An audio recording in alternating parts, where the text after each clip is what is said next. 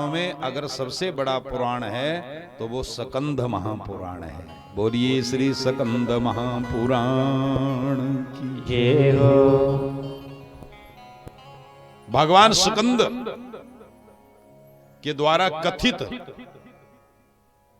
भगवान स्कंद के द्वारा वर्णित किए जाने के कारण ही इस ग्रंथ का नाम स्कंद महापुराण रखा है। स्कंद कौन थे? भगवान शंकर के पार्वती के पुत्र थे। उनके द्वारा इसका वर्णन किया गया और उनके द्वारा वर्णन करने के कारण ही इस ग्रंथ का नाम स्कंद महापुराण रखा। कई बार हम ये विचार करते हैं, जैसे हमारे ग्रंथ हैं रामचरितमानस, तो सबको पता होता है कि उसमें तो केवल राम जी की कथा सुनाई जाती है। उसके बाद ग्रंथ आ जाएगा, आप लोग बहुत बार सुनते हैं श्रीमद् भागवतम, तो आपको ज्यादा ये पता होता है कि यहाँ तो कृष्ण कथा ही होती है, लेकिन ये भी झूठ है। भागवत जी में सब देवताओं का समन्वय है, सब देवताओं की कथाएं हैं। अब नवम स्कंद में जाएं तो पूरा रामचरितमानस भागवत जी में वर्णन है, लेकिन अगर भागवत जी में राम जी की कथा हम सुनाने लग जाएं और एक दिन पूरा दिन राम की कथा सुनाएं तो लोग कहते हैं पंडित तो फेल है। फेल क्यों है? बोले पुराण तो भागवत जी रखे हैं और कथा राम जी की सुना रहे हैं। वहां शिव महापुराण भी है, वहां देवी भागवत भी है ना। तो उसी तरह से कई बार क्या होता है कि स्कंद महापुराण की कथा है, स्कंद महापुराण का ग्रंथ है, आप सोचेंगे स्कंद भगवान की कथा आएगी। नहीं, इस ग्रंथ का नाम स्कंद महापुराण इसलिए रखा क्योंकि इसका वर्णन स्कंद महापुराण जी ने, स्कंद भगवान जी ने किया। ये खंडात्मक और संहितात्मक दो स्वरूपों में उपलब्ध है। दो खंड हैं और दोनों खंडों में 81 हजार श्लोक हैं। बोलो हरे कृष्ण। भागवत जी में कितने श्लोक हैं?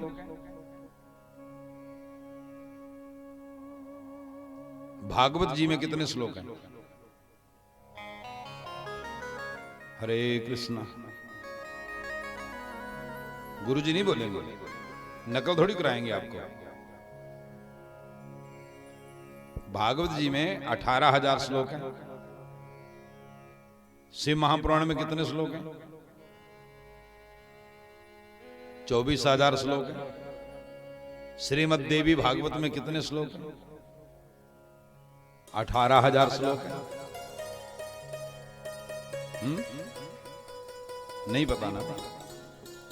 जब भी आप कथा सुनते हैं ना तो कथा के आदि में हम लोग जरूर सुनाते हैं कि इसमें कितने श्लोक हैं, स्कंद कितने हैं, अध्याय कितने हैं। ये इन ग्रंथों में पूरा वर्णन होता है। आपने सत्यनारायण की कथा सुनी है? अच्छा हाथ खड़ा करो, किस किसने सुनी है सत्यनारायण की कथा? नहीं सुनी? कभी नहीं? तो हाथ खड़ा कर नहीं रही बेटा। आपने नहीं सुनी? नहीं, गुरुजी ने नहीं सुनी, ये तो सुनाते। बोलो राधे राधे।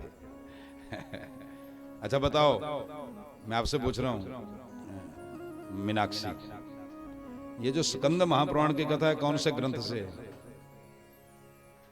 मूल ग्रंथ कौन सा है?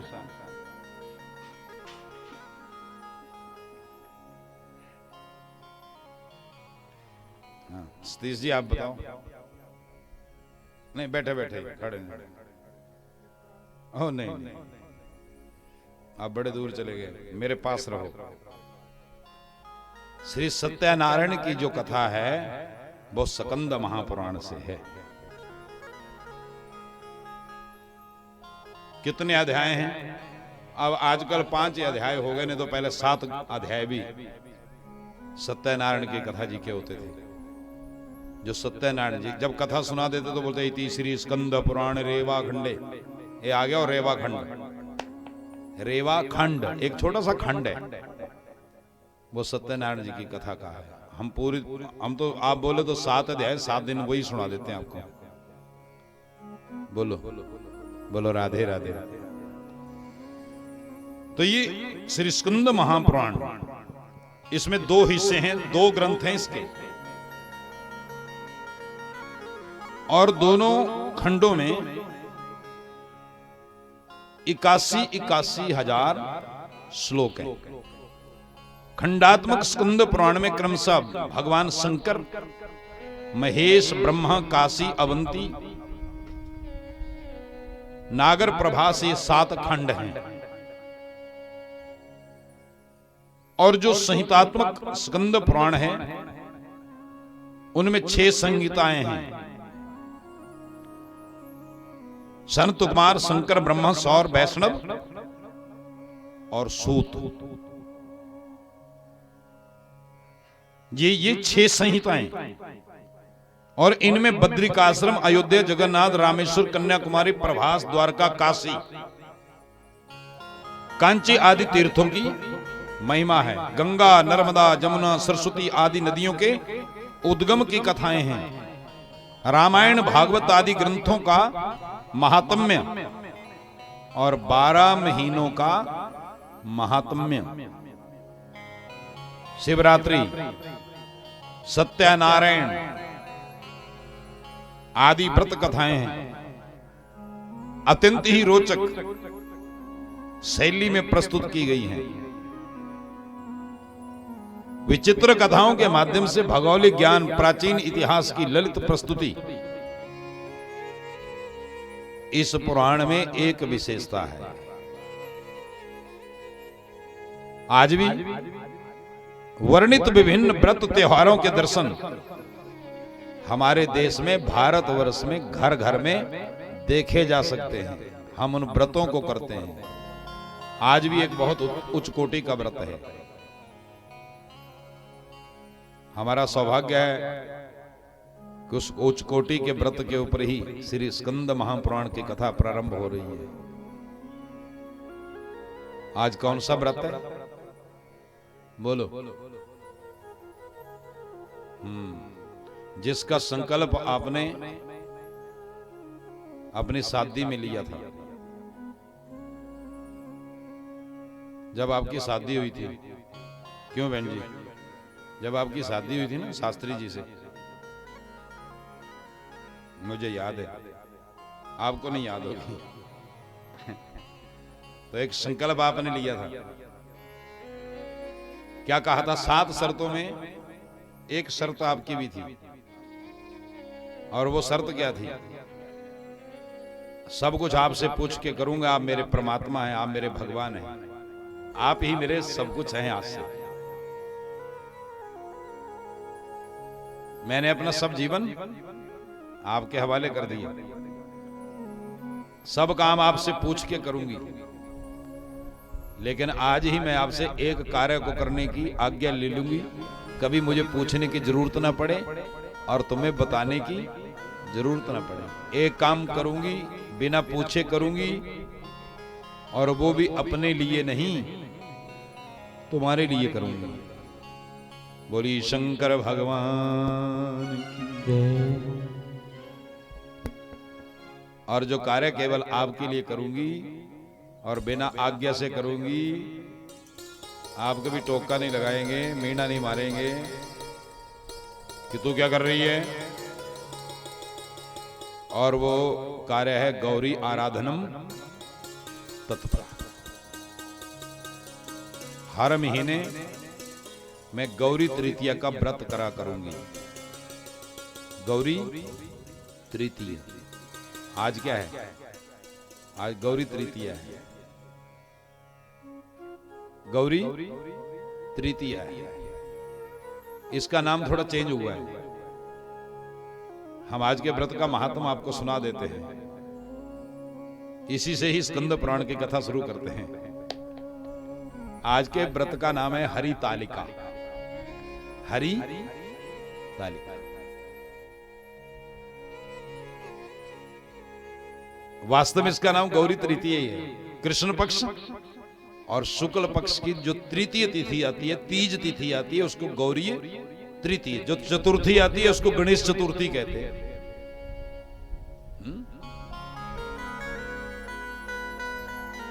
हर तिथि के देवता हैं।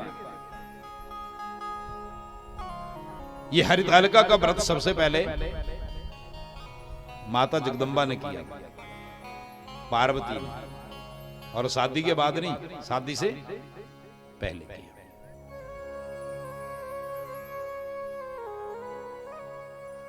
मां भगवती पार्वती भगवान शंकर जी का भजन करती है, लेकिन पिता हिमालय ने अपनी पुत्री का कन्यादान भगवान नारायण जी को करने का संकल्प ले लिया। भगवान विष्णु से तेरी शादी करूंगा, क्योंकि 3 लोकों में सबसे सुंदर स्वरूप भगवान विष्णु जी का नारायण जी।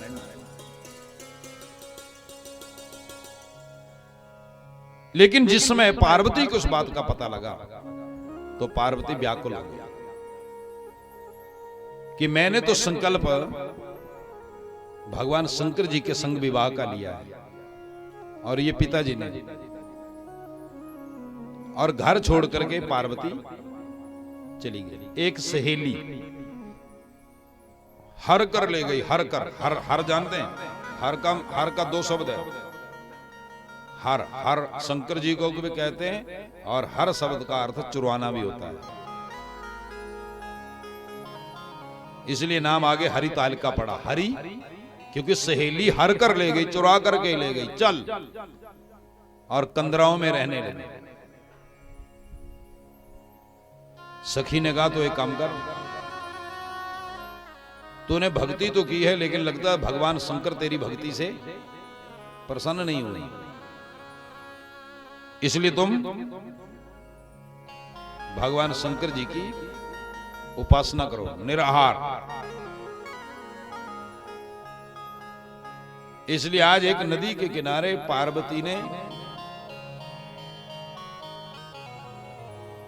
माटी के लिंग की स्थापना की, पार्थिव शिवलिंग,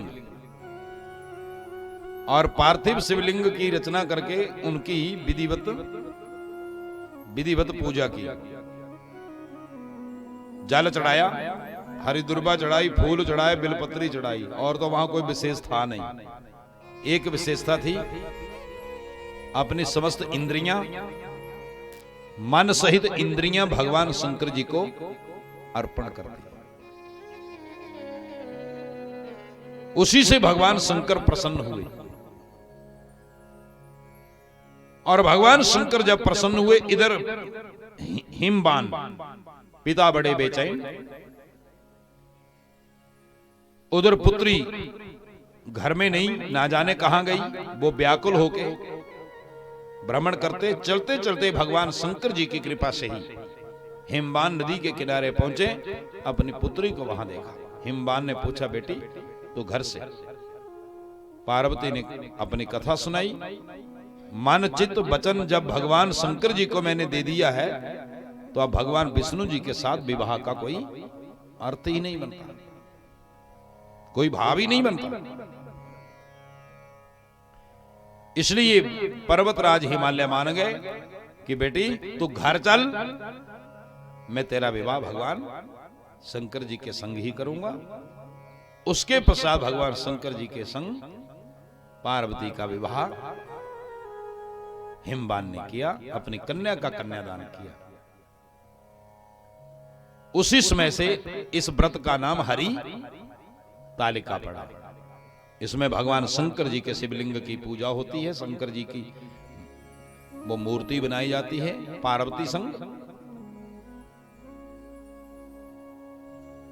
और अपने सौभाग्य की दीर्घायु के लिए भगवान शंकर जी से प्रार्थना करती हैं। पत्र पुष्पों से भगवान शंकर जी की उपासना होती है, पूजा होती है। उसी व्रत को करने का संकल्प देवी विवाह वेद के मध्य में, जब वेदिका हो रही होती है, 7 शर्तें होती है, 7 पद, 7 कदम पति पत्नी संग में चलते हैं, तो वो आज्ञा लेती है और पति आज्ञा देते हैं। आज वो हरितालिका का व्रत है। शादी से पहले ही कुमारी अवस्था में ही इस व्रत को देवियां करती हैं। उनको मनोवांछित वर की प्राप्ति होती है। और जिस व्रत को वो कुमार अवस्था में करती हैं, यौवन अवस्था में उस व्रत को करती जाती हैं और उन्हें मनोवांछित फल की प्राप्ति होती है। आज वही हरिताल का भगवान शंकर जी का ये व्रत है। बहुत बड़ा पर्व है। 12 महीनों के जितने भी पर्व आते हैं, जितने त्योहार आते हैं, जितने व्रत होते हैं, सबका वर्णन इस ग्रंथ में पाया जाता है। सबका सुनाना तो बड़ा मुश्किल हो जाता है, क्योंकि 7 दिन होते हैं और हमारा सनातन तो अनेक व्रतों से, अनेक पर्वों से भरा पड़ा है। अगर आपके मन में कोई शंका होगी और किसी विशेष व्रत को श्रवण करने की इच्छा होगी तो आप बताएं, हम उसको विशेष रूप से आपको जरूर सुनाएंगे। अन्यथा हम अपनी विधि से इस ग्रंथ में प्रवेश कर रहे हैं।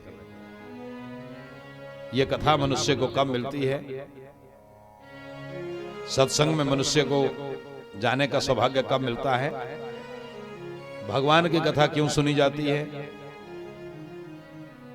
अनेक प्रश्न होते हैं। तो हम तो आपको सबसे पहले ये बताएंगे कि भगवान की कथा मनुष्य को कब मिलती है। दूसरी बात,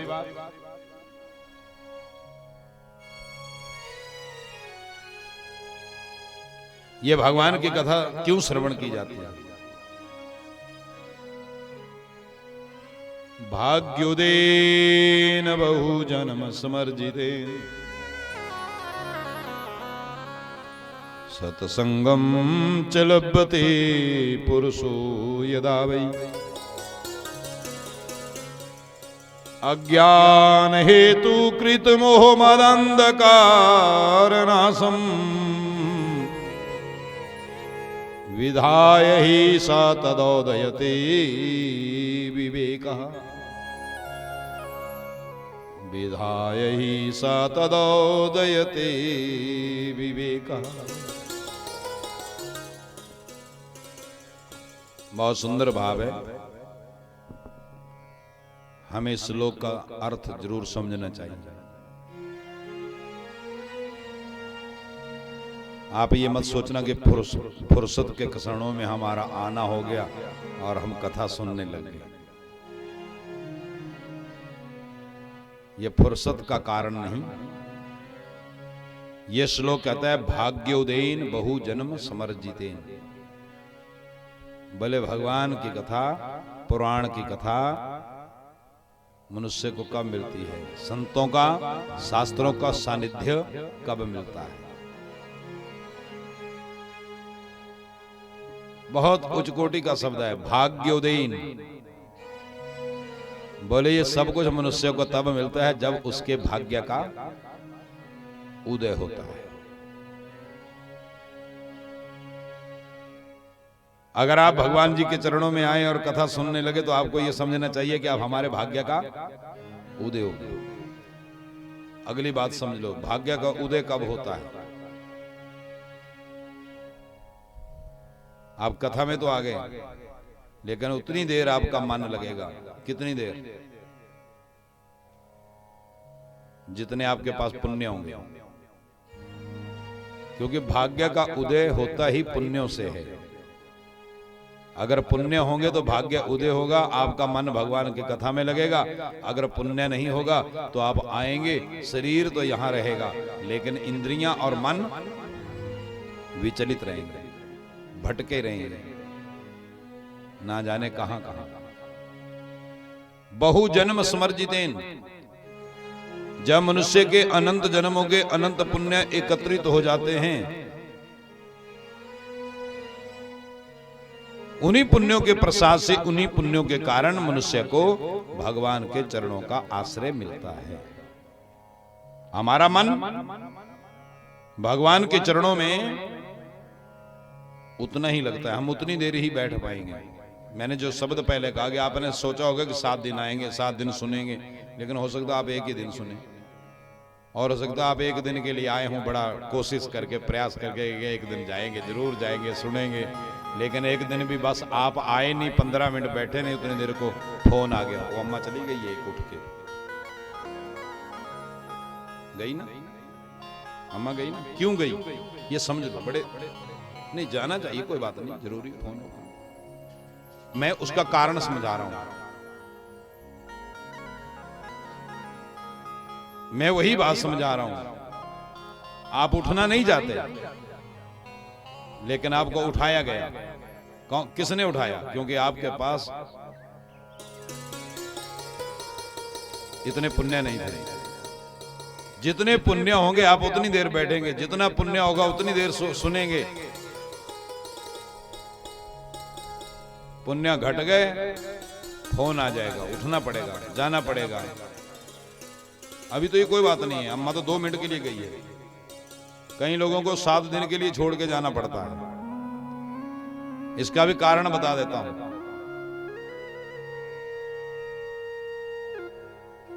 जैसे कोई आदमी मर जाता है ना, जैसे कोई आदमी मर जाता है तो जैसे आदमी मर जाता है तो सबसे पहले हम क्या छोड़ते हैं? भगवान के मंदिर जाना, भगवान की कथा सुनना, धूप जगाना, जोत जगाना, सत्संग सुनना छोड़ते कि नहीं? सबसे पहले भगवान अपना दरवाजा बंद करवाते तुम्हारे से, लेकिन टेलीविजन देखना नहीं छोड़ते तुम, चुगलियां लगाना नहीं छोड़ते, छल कपट नहीं हम छोड़ते, चालाकी नहीं छोड़ते। क्यों जी? मैं सच्चाई बता रहा हूं। हमारे घर में, हमारे गांव में मृत्यु हो जाती है, हम भगवान के मंदिर जाना छोड़ देते हैं, लेकिन माइक के शादी हो, हमने नियम रखा है, भगवान के मंदिर के लिए नियम रखते हैं हम, 40 दिन नहीं जाएंगे जी घर से, 40 दिन जी तुलसी को पानी नहीं देंगे जी, 40 दिन भगवान की पूजा नहीं करेंगे। क्यों गुरु जी? और अगर 15-16 दिन के बाद धर्म शांति के अगले दिन माइक के शादी हो तो बोलो बहन जी जाओगी कि नहीं जाओगी? कसम लगे तुम झूठ बोले तो भगवान का दरवाजा ही आप बंद क्यों करते हैं?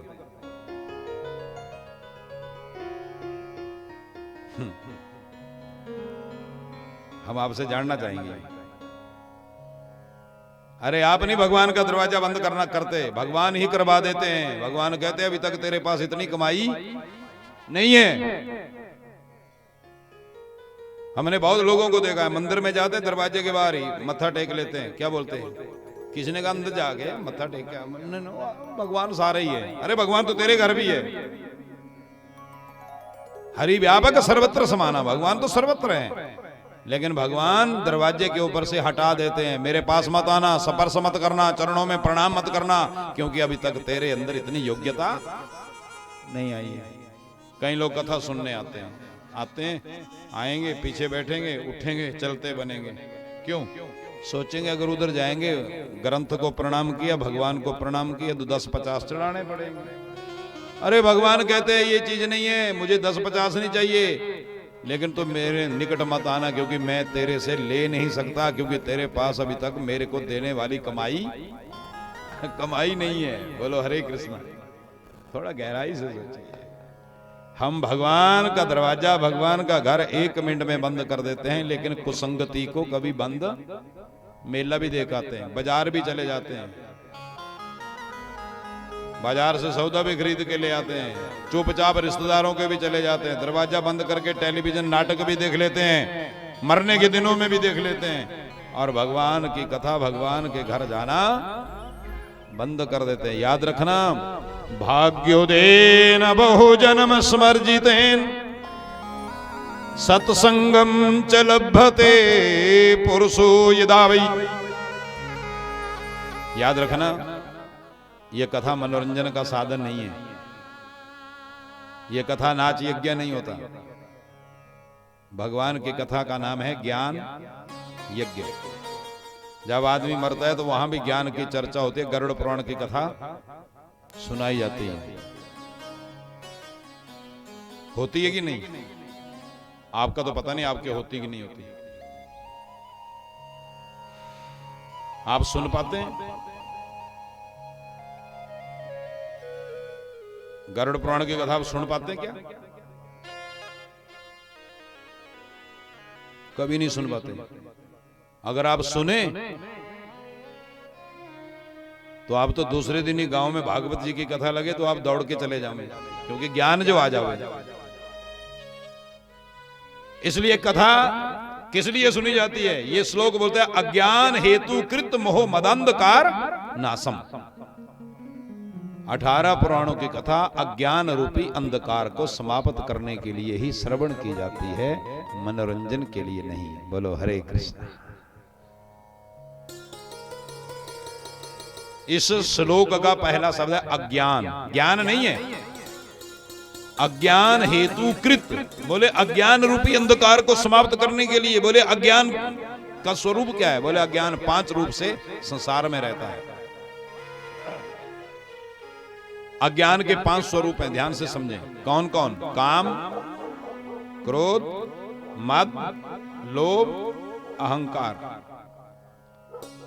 ये 5 स्वरूप अज्ञान के हैं।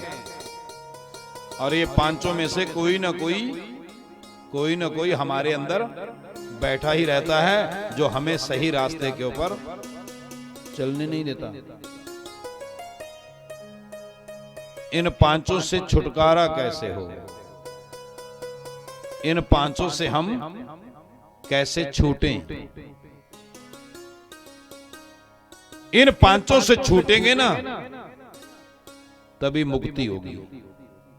इन 5 से छूटेंगे तभी सुख मिलेगा। इन 5 से छूटेंगे तभी शांति मिलेगी। इन 5 से छूटेंगे तभी मोक्ष मिलेगा। नहीं तो सारी बातें हवाई होती रहेंगी। हम बोलते रहेंगे, बातें उड़ती रहेंगी। ये सब कुछ उड़ जाएगा। इसलिए ये जो काम, क्रोध, मद, लोभ, अहंकार है, ये रहते कहां हैं जानते हो?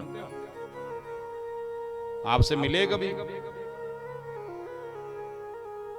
नहीं? आपने देखा नहीं कभी? नहीं? इसलिए मैं बताता हूं ये कहां रहते हैं। ये संसार में नहीं, ये तुम्हारे और हमारे अंदर रहते हैं। इनका घर कहां है? इनका घर हमारा मन है। ये हमारे अंदर रहते हैं। और अंदर रहने से हम लोगों को कितना परेशान करते हैं जरा देखो। अब आपने देखना है कि महीने के बाद क्या होगा। बड़ी धुंध पड़ेगी। धुंध पड़ती है आपके? पड़ती? जब धुंध पड़ती है, सुबह के 10 बज जाते हैं तो भी आपको सूर्य दिखाई नहीं देता। दिखाई देता है? नहीं दिखाई देता। क्यों? सूर्य तो है पर धुंध बड़ी है। तो आपके अंदर परमात्मा तो बैठे हैं, लेकिन आपको उन परमात्मा का बोध नहीं हो रहा है। आप उन परमात्मा का दर्शन नहीं कर रहे हैं। और जब तक मनुष्य को अपने अंदर बैठे परमात्मा का आत्मज्ञान नहीं होता है, तब तक मंदिर में घंटियां बजाने वाले के ऊपर कभी भगवान की कृपा नहीं होती है। हम मंदिर में जाएं, मस्जिद में जाएं, गुरुद्वारे में जाएं, और मंदिर से निकलते ही छल, कपट, काम, क्रोध, मद, लोभ, अहंकार में फंस जाएं, तो आप 1000 बातें करो, लेकिन कभी भगवत कृपा होने वाली नहीं है। क्यों? क्योंकि इंसान काम, क्रोध, मद, लोभ, अहंकार के बंधन में बंधा है। ये उसी धुंध के समान है, ये उसी रात्रि के समान है कि मंदिर भी है, मस्जिद भी है, मूर्ति भी है, घर में हजारों चीजें रखी हैं, लेकिन जब तक लाइट नहीं जलेगी। इसलिए ये सत्संग क्या है? ये सत्संग क्या है? ये सत्संग वो लाइट है। अगर सत्संग रूपी लाइट जलेगी तो आपके अंदर बैठे हुए भगवान, नर के अंदर बैठा नारायण आपको दिखाई देगा। अगर लाइट नहीं जली, और कई लोग तो हमने ये सुने, कई लोग हमने बोलते सुने, क्या बोलते? बोले पंडित जी तुम्हें कथा जितनी मर्जी सुनाओ, अहें ज्यादा नहीं, अहें एक मंत्र रखो। बोले हमने एक मंत्र रखा हुआ। और मैंने भी पूछ लिया गुरुजी, मैंने कहा भाई अपना मंत्र हमें भी बता दे, कुछ बेड़ा हमारा भी पार हो जाए। बोले बस गुरुजी एक मंत्र में क्या? बोले मन चंगा है जी, मन चंगा कटौती में। अच्छा आपसे पूछूं, उसको छोड़ो, क्यों चर्चा करनी हमें उसकी, हम अपनी चर्चा कर लेते हैं। क्या आपका मन चंगा रह सकता है? क्या कभी आपका मन चंगा रह सकता है? भीतर से विचार करके कहना, बाहर से नहीं। बाहर से तो सारे बोल देते मेरे साई, मेरे जैसे बोलते रहते हैं। याद रखें, ये मन कभी चंगा हो ही नहीं सकता, ये मन कभी चंगा रह ही नहीं सकता। ये मन चंगा तब रहेगा जब सत्संग का रंग, जब सत्संग का रंग आपके ऊपर, हमारे ऊपर चढ़ेगा। और जब तक सत्संग का रंग हमारे ऊपर नहीं चढ़ा,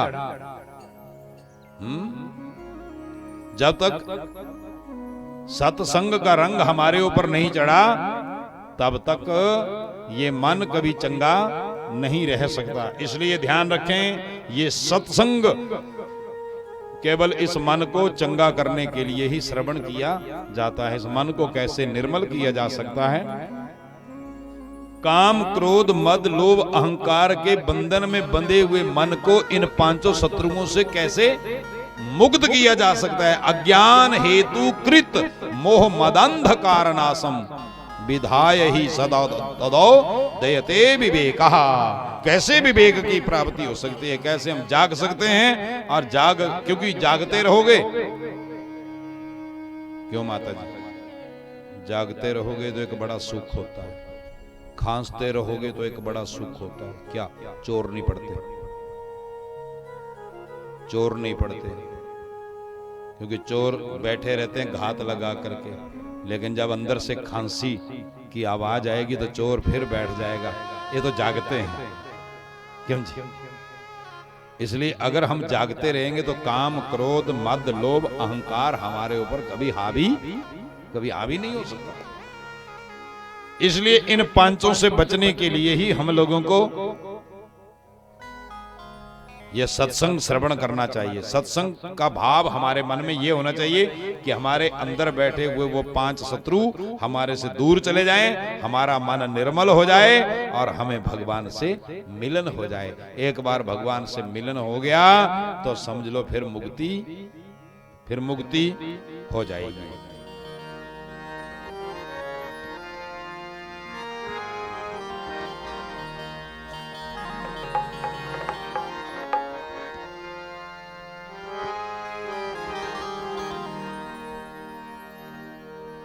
श्याम से मिलने का, प्रभु से मिलने का, सत्संग एक ठिकाना है।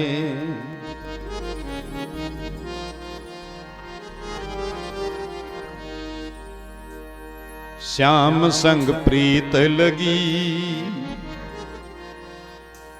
कृष्ण संग प्रीत लगी, उनको भी निभाना है। हमारी प्रीत लगी, जब लगेगी तो वो निभाएंगे। अगर केवल पाखंड ही रचते रहे और प्रीत लगी नहीं तो वो भी कहेंगे कि जैसा बोएगा तो वैसा ही काटेगा। इसलिए सत्संग में हमारी ये इच्छा नहीं होती, क्यों जी? हमारी ये इच्छा नहीं होती कि कथा सुनने जब बैठे तो सामने 500 हो, 1000 हो, 10,000 हो। हम तो ये सोच के आते हैं कि जब भी भगवान की कथा सुनानी तो सामने भले एक ही बैठा हो, लेकिन वो पात्र हो, क्योंकि शास्त्र कहता है पात्रेषु दीयते दानम। हम ये नहीं चाहते कि सामने 100 घड़े हो, हम चाहते एक ही घड़ा हो पर साबत हो। साबत तो हमारा तो बड़ा सौभाग्य है, और हमारा इतना सौभाग्य है हम तो यहां कुछ देने नहीं, हम यहां से कुछ लेने आते हैं। क्योंकि हमारे सामने जो हमारे यजमान जी हैं वो इतने बड़े विद्वान हैं, इस इलाके के वो स्तंभ हैं जिन्होंने हजारों ज्योतियां ऐसी जगाई हैं जो बुझने वाली थी, जो बुझ चुकी थी। इनके जीवन का संघर्ष हजारों मेरे जैसे टेढ़े मेढ़े जो पथ भ्रष्ट होने वाले थे, ऐसी ज्योति जगाई कि हम सबको सही रास्ता बताया। इसलिए हमारा सौभाग्य है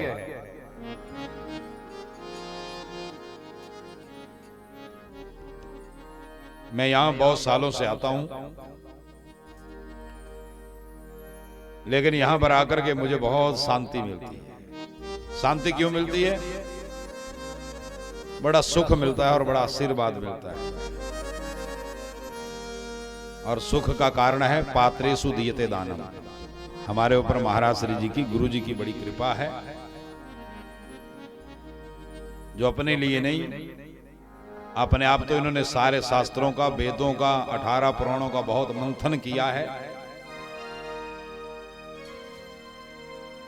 बस ये पूरे इस इलाके के ऊपर ही अपनी कृपा, इसी को कहते हैं कि ये जन्म पुरुषार्थ के लिए मिला है, ये परोपकार के लिए मिला है। परोपकाराय परोपकारार्थम इदम शरीर। ये बात हमको समझनी चाहिए कि ये जन्म, ये जीवन परोपकार के लिए मिला है। अगर हम इस शरीर से परोपकार ना कर सकें तो हमारे से पशु बड़े अच्छे हैं। जो गाय दूध दे देती है, जो हाथी सवारी करवा देता है, जो घोड़ा तुम्हारी घुड़सवारी करवा देता है, हमारे से तो वो गधा भी कितना अच्छा होता है जो 2 सीमेंट की बोरी हमारे घर तक पीठ के ऊपर उठा करके पहुंचा देता है। इसलिए ये जन्म हमारा परोपकार से सिद्ध होता है। और इस इलाके में बड़े बड़े विद्वान, बड़े बड़े महापुरुष हैं, इसलिए हम भीड़ में नहीं जाना चाहते। हम ये चाहते हैं कि हम कथा सुनाने आए, अगर एक व्यक्ति भी इस कथा का रस प्राप्त कर लेवे तो हमारा जन्म सफल हो गया। इसलिए हम अपने जन्म को सफल करने के लिए ही सत्संग में प्रवेश करते हैं और कर रहे हैं।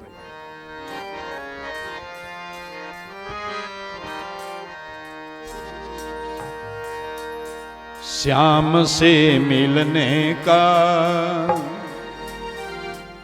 सत्संग एक ठिकाना है। श्याम से मिलने का सत्संग एक ठिकाना है। श्याम से मिलने का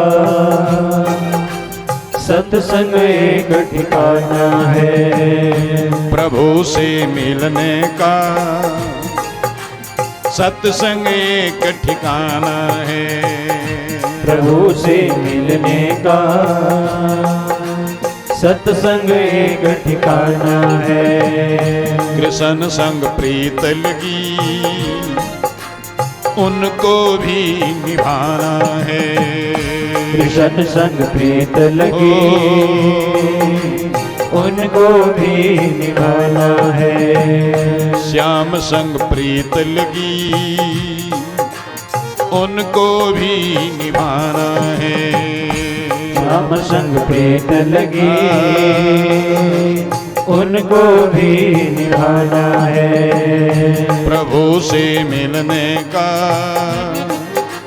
सत्संग एक ठिकाना है। प्रभु से मिलने का सत्संग एक ठिकाना है। दोनों हाथ से सेवा, थोड़े में ज्यादा।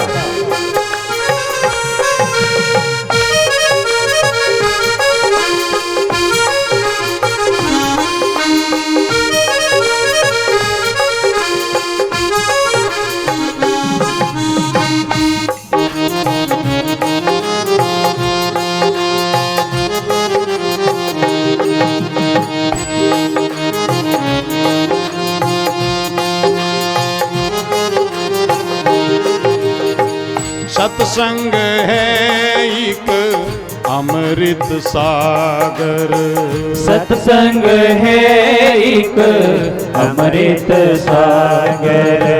सत्संग है एक अमृत सागर। सत्संग है एक अमृत सागर। जितना चाहो भर लो कागर। जितना चाहो भर लो कागर। जितना चाहो भर लो कागर। जितना चाहो भर लो कागर। मुक्ति को पाना है सत्संग एक ठिकाना है। मुक्ति को पाना है सत्संग एक ठिकाना है। प्रभु से मिलने का सत्संग एक ठिकाना है। प्रभु से मिलने का सत्संग एक ठिकाना है। हरि बोल।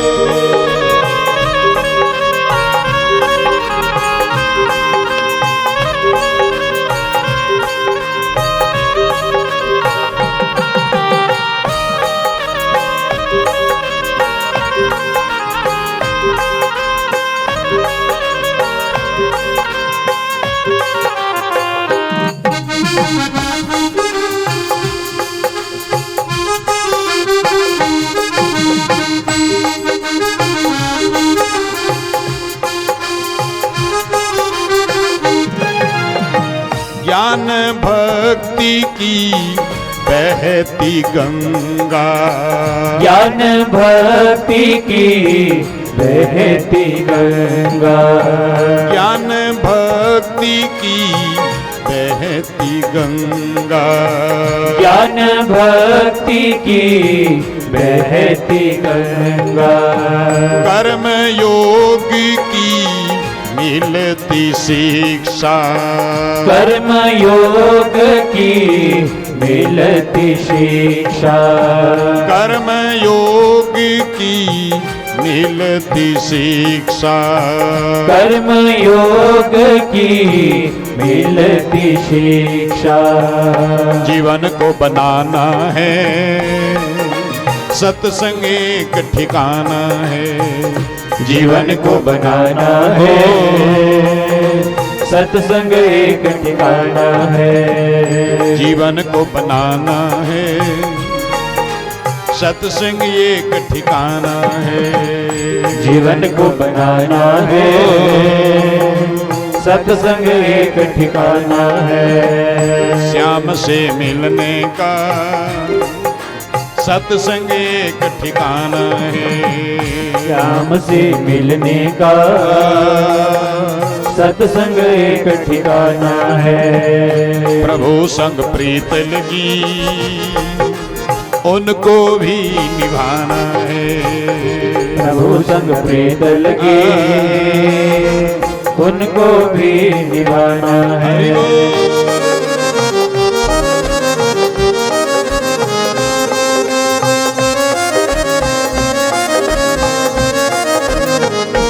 सत्संग में आइए रंग चढ़ेगा। विचार करें सत्संग क्या करता है, यह विचार हमें करना है। संतों ने बताया है सत्संग क्या करता है। काम क्रोध मद मोह छुड़ावे। काम क्रोध मद मोह छुड़ावे। काम क्रोध मद मोह छुड़ावे।